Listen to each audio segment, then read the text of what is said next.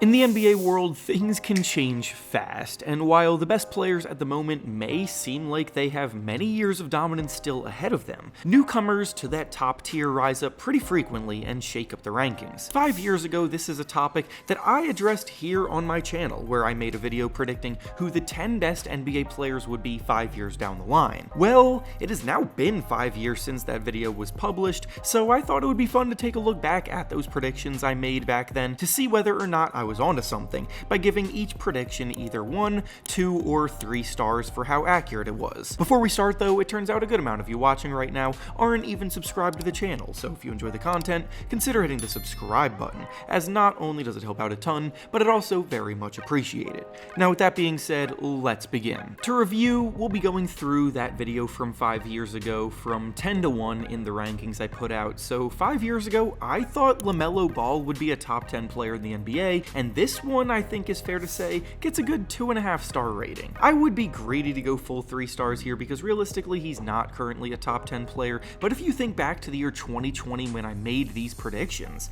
he hadn't even played a single NBA game yet, and he was entering the league as one of the most polarizing prospects in recent years. There was a huge group of people strongly believed that he was going to be a bust in the making because of his unconventional play style, his wavering efficiency, and his questionable defensive effort at times, and he was the 3rd pick in the draft, selected after James Wiseman, so he was no surefire star in the making then either. I saw the elite playmaking potential in him from a mile away. I knew his natural shot-making ability would translate despite inconsistency during his season in the Australian NBL League, and now he's an all-star point guard putting up 26 points and 7 assists per game. Next up, I believed that Cade Cunningham would also sneak into the top 10 in 5 years' time, and this is absolutely a 3-star prediction. 5 years ago, I've got to hand it to myself. My feel for the next generation of young talent coming through the ranks was pretty on the money, and having the belief in Cade to be this good all the way back in 2020 deserves some flowers. Cade hadn't even played a single game of collegiate basketball yet when I published that video back then, so even though he was a highly touted prospect, there was no guarantee he would go on to be the #1 pick in the draft, let alone go on to become one of the best point guards in the NBA. But his tantalizing versatility, his craftiness on the ball, his size and strength for a primary ball handler, and his competitive drive all stood out as major green flags for me, and now in the year 2025, Cade is putting up 26 points and 9.5 assists per game, ranking in the top 10 of the league in scoring and the top 3 of the league in assists. He's carrying his traditionally lowly Pistons squad to a spot in the playoffs for the first time in a long while. He's becoming a true leader, and I saw all of that coming 5 years ago. Next in the video, I predicted that Shai Gilgeous-Alexander would be comfortably in the top 10 NBA players at number 8, and again I'm feeling pretty good about where my head was at, giving this one another 3-star rating. 5 years ago, Shai Gilgeous-Alexander had just finished his 2nd season in the NBA and his 1st season in Oklahoma City after being traded there from the Clippers. He was by no means anywhere close to being a star yet, averaging just a solid 19 points per game in that previous season, flashing occasional brilliance, but nothing to go all in on, and I think it's fair to say that expectations of his future were pretty scattered, with some seeing borderline all-star upside, while others saw a player with empty stats. I had a strong feeling at the time that he was on a trajectory to stardom, and now in the year 2025, he's the favorite to win the MVP award, so if anything, I didn't go far enough in my belief in him back then. His ascent has been incredible, and I can confidently say that I was a believer from the get-go. Up next in the video, I predicted that Anthony Davis would be the 7th best player in the league 5 years ago, and that prediction gets a nice 2.5 star rating. 5 years ago, Anthony Davis and the Lakers had just won the NBA Finals, so the hype around him as a player was at an all-time high. He's been one of the league's premier defensive forces since the day he was drafted. Offensively, he's been good for anywhere from 21 to 26 points per game ever since that title-winning season, but injuries have hampered him quite a bit in those years, and the Lakers have not reached that level of success with him and LeBron James since. Anthony Davis in that period has always been a fringe top 10 player, so my prediction was a tad bit bold, but in general it wasn't crazy at all to think that Anthony Davis would be this good back then, and when he's healthy, he's not far off this range regardless. Next up, 5 years ago, I predicted that Kawhi Leonard would be the 6th best player in the league, and unfortunately, this is the first one-star prediction of the day. Leonard back then was still riding high off of his heroic Finals MVP win in 2019, and then in 2020, he put up a career-high 27 points per game, so I think it's perfectly reasonable of me to have bought into him and his Clippers tenure being filled with success back then, but unfortunately, it just never worked out that way for him or his team.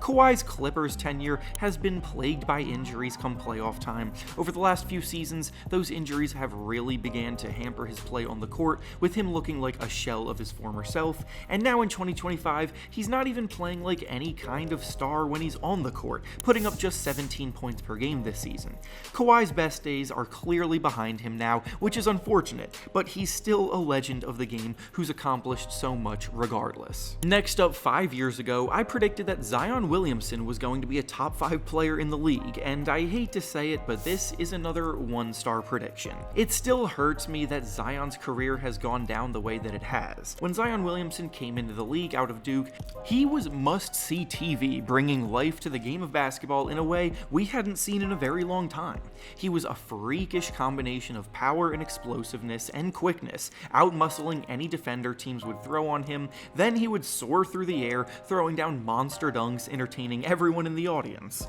He was supposed to be the next big thing in basketball, and 5 years later, he just isn't, which really sucks for us as basketball fans. As it turns out, it's hard to maintain that level of explosiveness when you're one of the heaviest players in the league like Zion is, and as a result of his lower body has been his downfall every year since. He's still a fantastic star caliber player, but he's nowhere close to being a franchise pillar superstar, and he doesn't play enough games each season to warrant the hype that he once had. Next up, 5 years ago, I predicted that Jason Tatum would be inside the top 5 in the year 2025 at number 4, and now in 2025, Tatum is just about a top 5 player, so this one does get another 3-star rating. 5 years ago, Tatum was coming off of his first All-Star selection, so he was already an established star on the rise with a playoff acumen that very few other young players his age had been able to replicate, so this wasn't necessarily the hottest take in the world back then,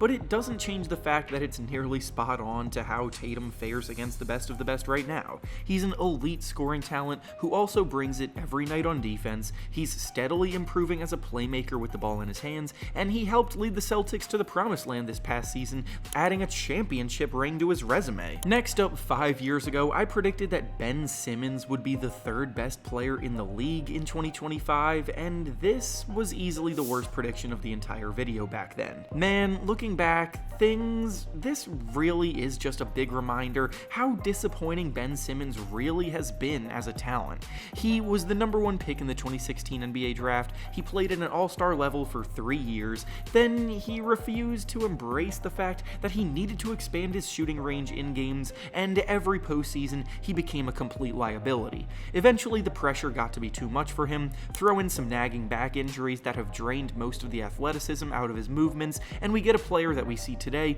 who looks like a complete shell of his former self. Simmons was being called the modern-day Magic Johnson because of his size, physical tools, elite passing talent, and lockdown defense, and yet in the year 2025, he's pretty much a complete afterthought. Up next, 5 years ago, I predicted that Luka Doncic would be the 2nd best player in the NBA, and this prediction gets another 3-star rating. I didn't think that Luka would be playing for the Lakers back then, but he still was setting the league on fire at just 20 years of age, so this one was a pretty obvious prediction because he's been proven to be a generational talent from very early on. Luka has been in the MVP conversation pretty much every year since his rookie season. His production of 30 points, 9 rebounds, and 9 assists per game over the last 6 seasons is a stretch that hasn't been replicated in NBA history by someone so young, and he's going to continue being one of the best players in the league for a very long time. And finally, the player that I predicted would be the number 1 player in the league 5 years ago was Giannis Antetokounmpo, and this prediction gets a nice 2.5-star rating. Giannis is certainly in the mix for being the best player in the league, but there are also a few other candidates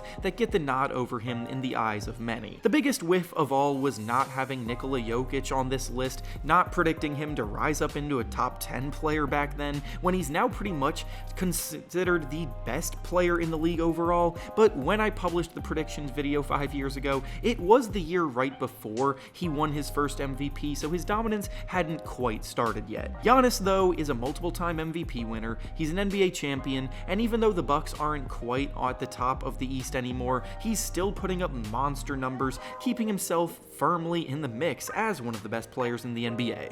And with that being said, that's all I have for you today. Make sure to like the video, subscribe to the channel, and comment down below how you think I did with these predictions 5 years ago. Thanks for watching, and I'll see you all next time.